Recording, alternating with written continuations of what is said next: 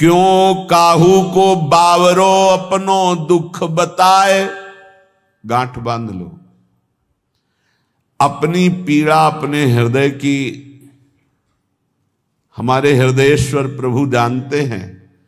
किसी से भी मत कहो, किसी और के कहने से वो खुद पीड़ा युक्त है, वो खुद प्रभु के आश्रित है, तुम भी प्रभु के आश्रित हो, क्यों किसी से कहते हो। बुरी सखी कितनी बढ़िया बात बता रहे, क्यों काहू को बावरे अपनो दुख सुनाए। अगर वो बहुत वैष्णव है, भक्त है, तो वह ही में दुख पावई तेरी पीर न जाए। तेरी पीड़ा तो नहीं मिट जाएगी ना, वो और दुखी हो जाएगा। अगर भक्त नहीं तो उपहास करेगा। रही मन मन की मन व्यथा, रखिए मन में गोए। ये सुनी ठलई हैं लोग सब, बांट न ली है कोई।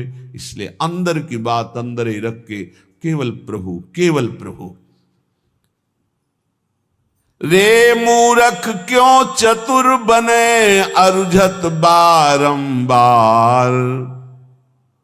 भलो भलो कई छाड़ी दे बहुबातन व्यवहार। कभी कभी उपासक फंस जाता है कि हम दूसरे का कल्याण कर देंगे।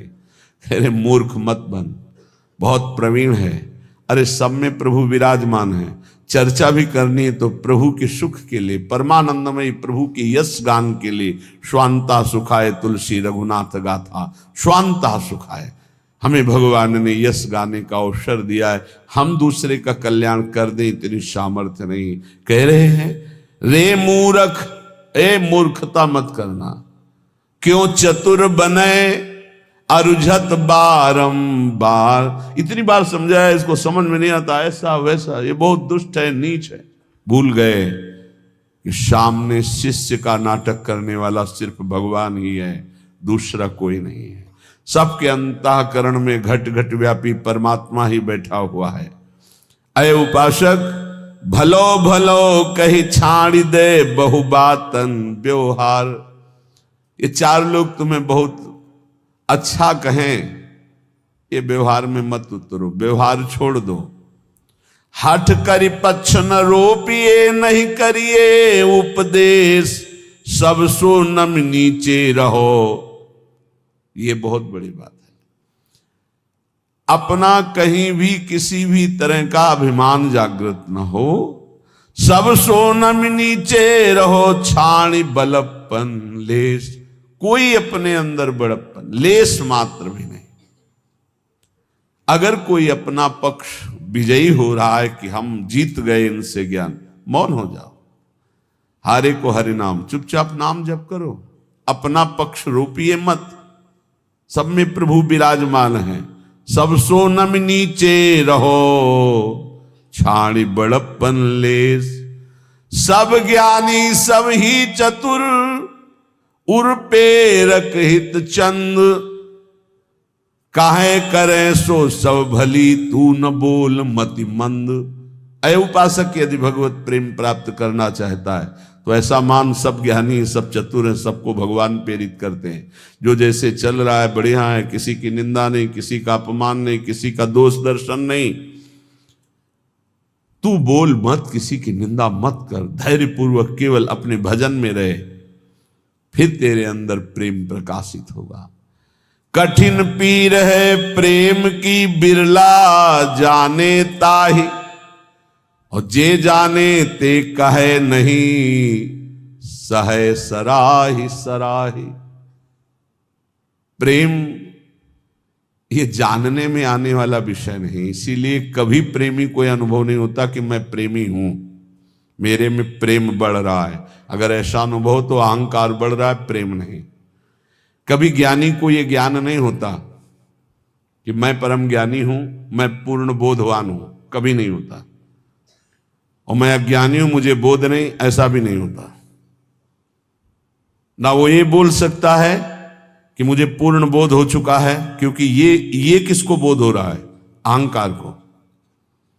और ये भी नहीं कहा जा सकता कि मैं अधूरा हूं। ना अधूरा ना पूरा, वही सच्चा पूरा। वैदिक सिद्धांत की बात। ऐसे ही प्रेम में कभी पूर्णिमा नहीं होती।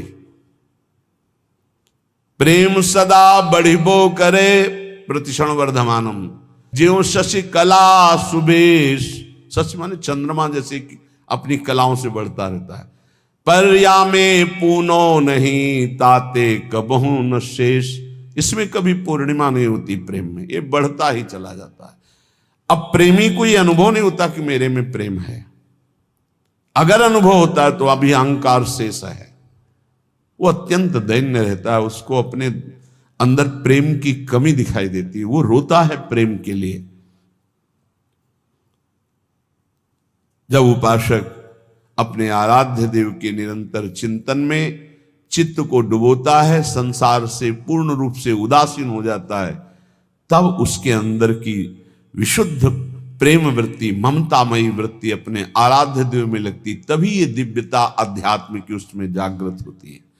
श्रीपाद प्रबोधानंद जी महाराज कह रहे हैं, बहुत बढ़िया श्रीधाम वृंदावन की महिमा का ऐसा रसास्वादन करा रहे हैं कि जीव का परम कल्याण हो जाए।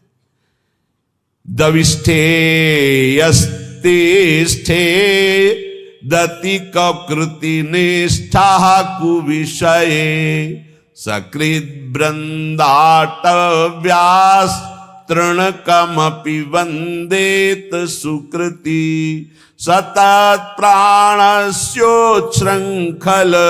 निखिल शक्ति करुणया ध्रुवम देह शांति हरिपदमलभ्यंच लभते। ध्रुवम सत्य, देह शांति, शरीर पूरा होने के बाद हरिपद मलभ्यंच लभते, अलभ्य लाभ हरिपद परम पद की उसे प्राप्ति होती शरीर छूटने के बाद। किसको? बोले दविष्ठे यस्तिष्ठे दति कुकृति निष्ठा कुविषय। कुकृति निष्ठा, गंदे आचरण करने वाला निष्ठा पूर्वक, मतलब महापापी। कुविषय, गंदी बातों में, गंदे विषयों में जिसकी निष्ठा पूर्वक पाप रति है, वो तो वृंदावनवासी होगा। बोले नहीं, दविष्ठे यस्तिष्ठे, दविष्ठ दूर देश में रहने वाला, घोर पापाचरण करने वाला, कुकृति निष्ठा, निष्ठा पूर्वक कुकृति गंदा आचरण करने वाला। जैसे इस समय आराधना, इस समय आराधना, उसका जीवन ही ऐसा है, गंदे आचरणों का निष्ठा पूर्वक आचरण करना, मतलब महापापी। दूर देश में रहता है, महापापाचरण करता है, पर संयोग वशात सुकृति जनों के संग में वो एक बार वृंदावन आ गया। संयोग वशात उसकी दोस्ती किसी ऐसे से हो गई, चलो यार एक बार वृंदावन चल। नहीं, हमें कोई मत, हमारे साथ चलो, पैसा हम लगाएंगे, आपको खवाएंगे पियाएंगे, घुमा के ले आएंगे, यार चलो ना। अब वो चल पड़ा। सुकृति, किसी पुण्यवान के प्रभाव से वो वृंदावन आ गया। उसकी कोई रुचि नहीं, कोई श्रद्धा नहीं, कोई निष्ठा नहीं। सकृत एक बार वृंदाटव्यास तृणकमपि वंदेत सुकृति। अब उसने चलो बिहारी जी के दर्शन करे आवे, अब उसके साथ गया। जैसे यहां कई ऐसे दर्शन में आते हैं सुबह कि वो स्वयं नहीं आए, उनकी कोई श्रद्धा नहीं, उनको लाया गया है। जैसे किसी श्रद्धालु गृहस्थ की गाड़ी का वो ड्राइवर है, या कोई ऐसे घर का कोई सदस्य है, सब चल रहे हैं, तू भी चल, तो उसकी चेष्टा दिखाई देती है कि ये श्रद्धा से नहीं आया, इसे जबरदस्ती लाया गया है। वो खड़ा है, ऐसे देख रहा है, दृष्टि गई, उसकी ये मुद्रा और उसके देखने का तरीका बता रहा है कि वो श्रद्धा से संत दर्शन के लिए नहीं आया। क्योंकि हजारों हृदयों में जो उल्लास दिखाई देता है, राधा राधा नाच रहे, रो रहे, उत्साहित हो रहे, उसमें कोई फर्क नहीं। लेकिन उसका पुण्य उदय हो गया। पुण्य पुंज बिन मिले ही ना संता। क्या पुण्य उदय हुआ कि उसकी नौकरी लग गई ऐसे परिवार में जो भक्त है, वो ड्राइवर है, या उसका जन्म हुआ ऐसे परिवार में जो भक्त है पर वो बिल्कुल अभक्त है, उसके कोई न संत में श्रद्धा है न भगवान में श्रद्धा है, पर उसके कल्याण का योग बन गया। श्री धाम वृंदावन आया और यहां तो कह रहे वृंदातव्यास तृण कमपि, एक तृण तिनका, उसमें भी उसकी नमन क्रिया हो गई, प्रणाम कर लिया। तो उसने प्रणाम नहीं किया। कईयों को देखा कि जब दृष्टि में दृष्टि मिला के तुमको अपने आप ऐसे वो यंत्रवत ऐसे होना पड़ेगा तुम्हें, और जिनकी उपेक्षा कर दी गई, मंगल ही होगा तुम्हारा, आए हो किसी भी भाव से खड़े हो तुम्हारा मंगल ही होगा। अब यहां से अमोघस्य, अब उनके जीवन का उत्थान शुरू हो गया। एक तृण की वंदना कर दे, एक तृण की वंदना, वृंदावन के एक तिनके को प्रणाम कर ले। इसलिए उद्धव जी ने कहा मुझे तृण बना दो, गुल्म लता औषधि बना दो। सकृत वृंदाटव्यास तृणकमपि वंदे सुकृति। एक बार वृंदावन आ गया, एक बार ऐसे ही प्रणाम कर लिया किसी लता को, संत को, बिहारी जी के दर्शन कर ऐसे ही कर लिया, ऐसे। वो बड़े कृपालु है, कृपा समुद्र है। तुम खड़े तो हो ना, इतना ही काफी है। तुम क्या देखने के लिए खड़े हो ये हम नहीं देख रहे हैं, तुम खड़े हो, आकर खड़े हो, दरबार में आ गए श्री जी के, और किसी भी भाव से आए हो तो तुम्हारे भाव का प्रभाव नहीं है।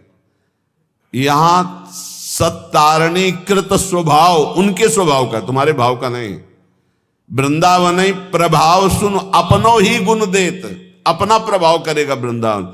ये अगर श्लोक सुनने को मिल जाए तो हमारी प्रार्थना है, जहां जहां तक कान में शब्द जाए। यहां जो बैठे हैं उनके तो भाग्य की क्या सराहना, लेकिन जिन्होंने कभी वृंदावन दर्शन नहीं किया, एक बार जरूर आ जाना, एक बार जरूर दर्शन कर जाना प्रभु के। इस धाम में एक बार जरूर घूम जाना, यहाँ की हवा लग जाए तो तुम्हारी संसार की हवा जितनी है वो तुम्हारी दुर्गति नहीं कर पाएगी। ये श्लोक मतलब अहो भाग्य जो महापुरुषों ने धाम की ऐसी महिमा को देखा और वर्णन किया। कह रहे दविष्ठे बाहर दूर देश में रहता है, यस्तिष्ठे दति कुकृत निष्ठा कुविषये, गंदे आचरणों की निष्ठा पूर्वक पापाचरण करता है। और सकृत एक बार किसी सुकृति जन के संग वृंदावन आ गया और वंदे तृणकमपि, एक तृण की, लता की, बिहारी जू की, संत की, ब्रज किसी की भी वंदना कर दी, प्रणाम कर दिया, तो बोले सतत प्राणस्योच्छृंखल निखिल सकते करुणया ध्रुवम देहस्यांते हरिपदमलभ्यंच लभते। जिनका वृंदावन है वो बहुत करुणामयी है, और अखिल शक्ति संपन्न भगवान उनके चरणों में झुके हुए हैं। हमारी लाडली जू बोले वो अपनी कृपा करती हैं इस धाम में आने वाले के ऊपर। तो तत्प्राणस्योच्छृंखल, जिस समय उसके प्राण निकलेंगे तो ध्रुवम, ध्रुव माने परम सत्य, देहस्यांते, देह छूटने के बाद हरिपद मलभ्यंच लभते, वो हरिपद को प्राप्त हो जाएगा, फिर आप वृंदावन वासी हो। तभी हम कई बार कहा है कि अगर 100-200 बार मोक्ष मुक्ति होती तो आराम से हो जाती, अपने पास इतनी रकम है नहीं। राधाना एक हरिपद कमल अभ्यंच लभते, अलभ्य लाभ, उसे हरिपद की प्राप्ति हो जाएगी। घोर पापी यदि एक बार वृंदावन आ जाए, और हमें इस बात पर विश्वास करना चाहिए कि भगवान का नाम, भगवान के रूप, भगवान की लीला, भगवान का धाम, ये बड़े महिमामय है। अजामिल जीवन भर पाप किया, अपने बेटे के बहाने उच्चारण किया नारायण, तो परम पद मिल गया ना। ये तो धाम है, यहाँ की रज एक बार लग गई, एक बार प्रणाम कर लिया और फिर वो चला गया। तो निष्ठा पूर्वक पाप करने वाला जब शरीर छोड़ेगा तो सातत प्राणस्यो श्रृंखल, निखिल शक्तियों के स्वामी भगवान श्री हरि, जिनके अधीन जाके अधीन सदा सांवरो, वो करुणा की मूर्ति लाडली जू कि एक बार वृंदा सखी ने देखा कि धाम की सीमा में प्रवेश हुआ, मेरी लाडली जू का एक कृपा पात्र हो गया, तो अब वो कहीं भी जाके जब शरीर छूटेगा तत्प्राणस्य उच्छृंखल, तो करुणया श्री जी की करुणा से उसका शरीर जब अंत में होगा तो हरिपद मलभ्यंच लभते अलभ्य लाभ, उसे भगवत प्राप्ति हो जाएगी। कई बार कहा है आप लोगों से कि निश्चिंत रहो, आपका पास बन गया है, आपका पास बन चुका है। क्यों? बोले हमारे माई श्यामा जी को राजी हमारा पास है, हम वृंदावन प्राण वृंदावन सर, एक बार प्रणाम की बात कही, हमारा तो जीवन वृंदावन है। कुबेराणाम कोटिर हसति धन संपत्ति भी रहो। वृंदावन जब कृपा करके संपत्ति देता है तो कुबेर का उपहास करने वाली संपत्ति होती है वृंदावन वासी के पास। कुबेर के पास पांच भौतिक माइक संपत्ति है, लेकिन वृंदावन वासी को प्रिया प्रीतम की प्राप्ति होती, दंपति संपत्ति पाइए। बोले कुबेराणाम कोटिर हसति धन संपत्ति भी रहो। कुबेर एक नहीं, करोड़ करोड़ कुबेर ऐसे भी उपहास के योग्य हो जाते हैं जो वृंदावन वासी को संपत्ति मिलती है। जैसे आप अपने मकान को अपना मानते हैं, संपत्ति को अपना मानते हैं, से पूरे निकुंज को सहचरी अपना मानती है। उसके प्रिया प्रीतम, उसका संपूर्ण निकुंज, संपूर्ण वैभव उसी का। ऐसा अनुभव नहीं होता कि इनके भी प्रिया प्रीतम है। अब वो अंतर की बात शायद पकड़ पाओ कि ना पकड़ पाओ। एक ही मन है निकुंज में, दूसरा नहीं है, एक ही मन है। अनंत सहचरियां एक मन, एक ही वृत्ति है। जैसे एक सहचरी पान की बीड़ी पवारे प्रिया प्रीतम को, तो हर सहचरी का मन उस समय पान की बीड़ी ही पवा रहा है। एक सहचरी आनंद मगन होकर प्रिया प्रीतम को गान सुना रही, तो हर सहचरियों का मन गान में, मतलब वहां दो मन नहीं है। अब वो अलग अलग मन वाले, अलग अलग बुद्धि वाले और पार्थिव क्षमता वाले, कैसे आप अनुमान भी नहीं लगा सकते। संपूर्ण निकुंज मेरा, क्योंकि मेरी प्रिय सखी श्री किशोरी जो है, मेरी सखी है, मेरी स्वामिनी है, मेरी किशोरी जो है। तो कुबेराणाम कोटिर हसति धन संपत्ति भी रहो। जो दिव्य वृंदावन की, एक बार अकबर सम्राट श्री स्वामी हरिदास जी के दर्शन पाए, उसने सोचा कि कुछ ऐसी सेवा करनी चाहिए जिससे स्वामी जी प्रसन्न हो जाए। स्वामी जी से कहा, स्वामी जी कुछ आज्ञा कीजिए सेवा करने की, प्रबल हमारे अंदर इच्छा है, आप आदेश कीजिए। वह नहीं, तुम्हारी सेवा की कोई आवश्यकता नहीं। स्वामी जी प्रार्थना है, कोई सेवा तो बता दी। तुमका तुम सेवा करने लायक ही नहीं हो। तो उसने कहा ऐसा क्यों? बोले तुम्हारे पास संपत्ति ही नहीं कि सेवा कर सको। तो तानसेन की तरफ देखा कि बता दो कि सम्राट हैं, बादशाह हूं। स्वामी जी का मुझे पता है, लेकिन तुम्हारे पास संपत्ति नहीं है। उनका आप आदेश तक कीजिए। तो उनका लिवा जाओ, इनको केसी घाट की एक सीढ़ी टूटी हुई है, उसको बनवा दो। एक सीढ़ी? बोले जाओ तो तुम। जब वहां गए तो दिव्य रत्नों से जटित यमुना की वो सीढ़ी लौट के आए, चरणों में गिरे, बोले नहीं है, हमारे खजाने में रत्न ही नहीं है जिस रत्न की दिव्य वृंदावन की झांकी करा दी।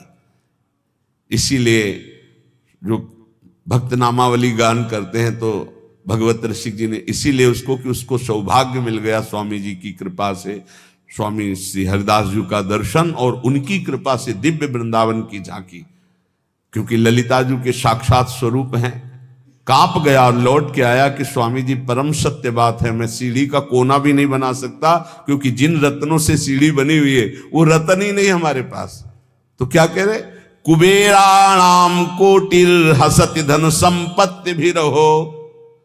जो वृंदावन वासी श्यामा श्याम के उपासी को वैभव मिलता है, करोड़ों कुबेरों का उपहास करने वाला वैभव होता है, अर्थात करोड़ों कुबेर भी उसकी समानता नहीं कर सकते। तिरस्कुर्याद्वर्या नपि सुरगुरुन बुद्धि विभवई। जो वृंदावन उपासी है उसको ऐसी बुद्धि प्राप्त होती कि बृहस्पति जी का उपहास हो जाए।